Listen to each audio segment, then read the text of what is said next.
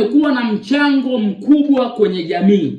Ni sahihi kwenye bunge letu wanatuletea tuzo kama heshima, lakini kuna malalamiko ambayo nimepokea juu ya ujumbe na maadili wanayotoa kwenye jamii. Kwa hili nimekwazika na sitolifumbia macho. Haya, tuungane waheshimiwa kukemea hili. Mheshimiwa ndugu yangu Ofuga.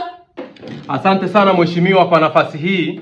Swala la maadili mimi nalivalia njuga kabisa. Naomba mheshimiwa asikilize nyimbo hii kwanza. Nafufua wahenga, watunge nyimbo tamu na mashairi. Haya, amefufua wahenga. Mwenga kama Chifu Mangungo wa Msovero ambaye alizikwa mwaka 1923 afufuliwe leo aje kuandika mashairi ya mapenzi kwa ajili ya kumwandikia mpenzi wako. Kweli inaleta maana? Mheshimiwa, mimi kwa hili swala sitakuwa upande wa wasanii. Hakika nitakuwa upande wa maadili, wasanii sana. Ndugu yangu Majula.